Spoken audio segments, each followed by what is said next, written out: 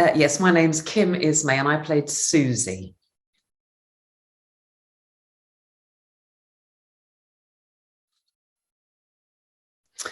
Well, usually when a TV program breaks down, they send out the breakdown to all of the agents. And it just so happened that they were looking for tall and fit people to play firefighters. Funny thing was, that's how I originally got into the London's Burning Loop, right at the very, very beginning, when they were auditioning for the role of Josie, the original female firefighter. And I got quite far down, but obviously didn't get it because, Catherine Rogers got it. So, but I didn't. And then I think I stayed within their radar for a while and I was off doing other things. And then when Susie came up, I think the casting director was still Corinne Rodriguez, and she got in touch with my agent and said, we'd like to see her for this role. And I went in and I got it.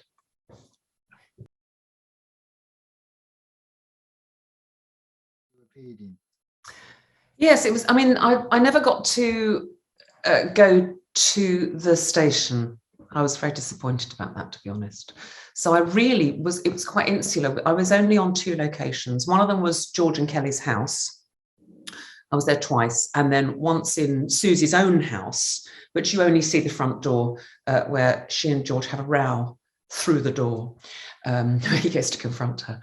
So I only had those 2 locations, and I never really got to see very many people in the cast. I only got to see Glenn and Vanessa. So.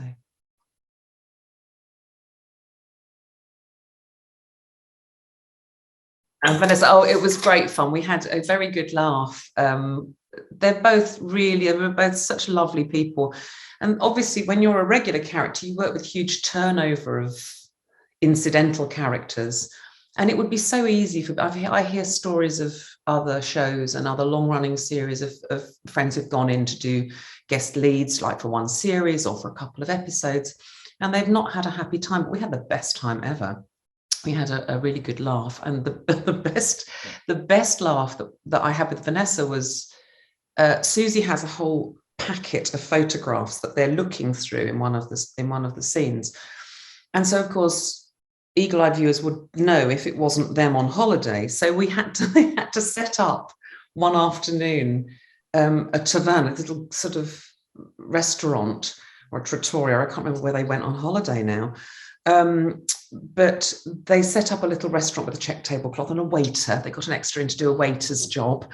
And there's lots of various pictures of us drinking and having a laugh. And then there was a palm tree. So we had all these photographs taken just so that we could have them on the table. And that was quite a good laugh. And George, listen to me, Glenn was just so welcoming and friendly. And we just had a really good laugh. It was good.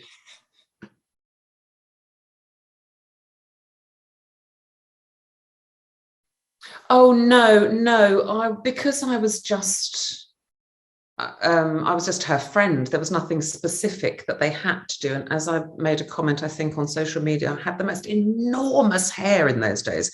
It was the 80s, and I have, as you can see, curly hair, and it was really long. It was almost down to my waist at the back, and there was so much of it. I'd welcome that much hair back.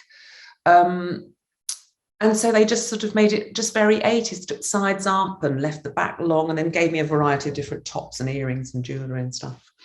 I was looking back and thinking, oh, I remember that top. Yeah, it was great. She just had loads of makeup on because she was a bit of a glam puss, leading Kelly astray.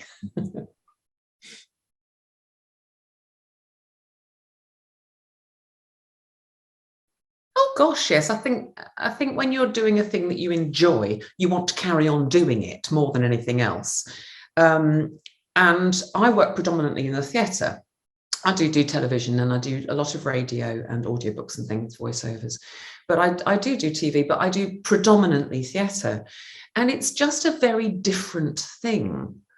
It's enjoyable when you're working with people you get on with.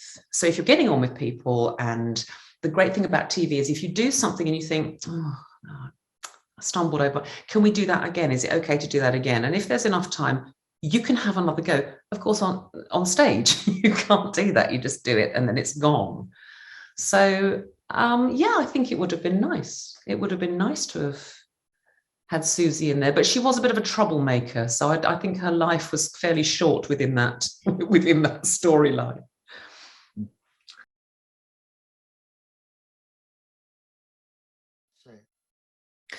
I mean, not really, because we didn't, as I say, the memories that I have were just of the people, because they were very much house settings. So there's not a great deal of room for anything exciting to sort of go on.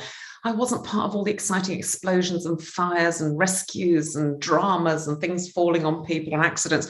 I just sort of sat at a table drinking a cup of tea or a glass of wine, showing photographs and shouting at people. But there was one quite funny moment where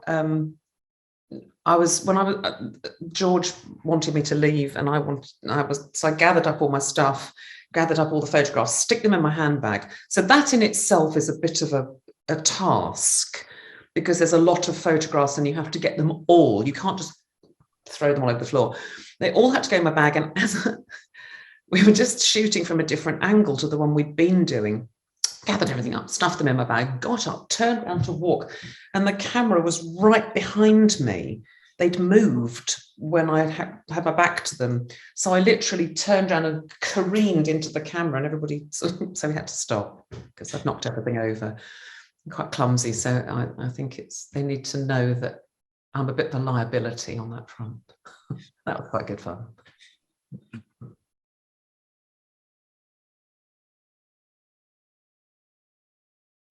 Not with either Glenn or Vanessa, no. But funnily enough, I have actually a link to 3 other characters from London's Burning. I already knew Shirley Greenwood, who was obviously looked after the canteen, because I'd worked with her in Manchester in Sondheim's Follies, the musical. We'd already worked together in 1984, 5. Everything sort of, it's like a soup of time and you've worked for a long time. And then I went on to work with Sean Blowers. I played Sean's wife in a musical called The Hop Pickers at the Mermaid Theatre in London. And I see him occasionally. I don't stay in touch much, but I see him occasionally because we live quite near each other. Or we used to anyway. And then I went on to play Edward Peel's wife twice in tours of Chitty Chitty Bang Bang. He played the Baron and I played the murderous Baroness.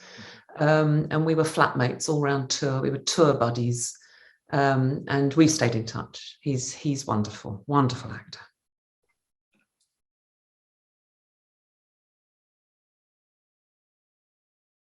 What do I do now? Well, I'm still working, still doing anything and everything.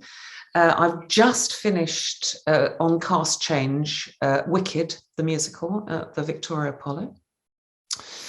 And I should say Apollo Victoria, really. You know where I mean.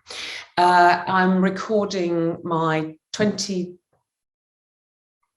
24th audiobook, something like that.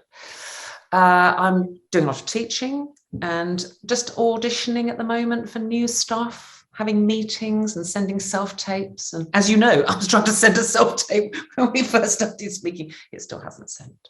I'm a disaster. I'm a technical disaster. Yeah, so I'm having a lovely time. It's a joyous thing to be able to earn your living doing the thing you like best, whether it's theatre or TV. I like both. So, and I do lots of radio. I do lots of radio stuff too.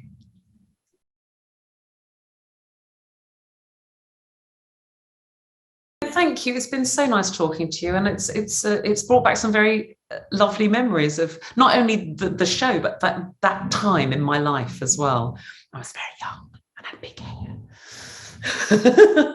It was good. It was really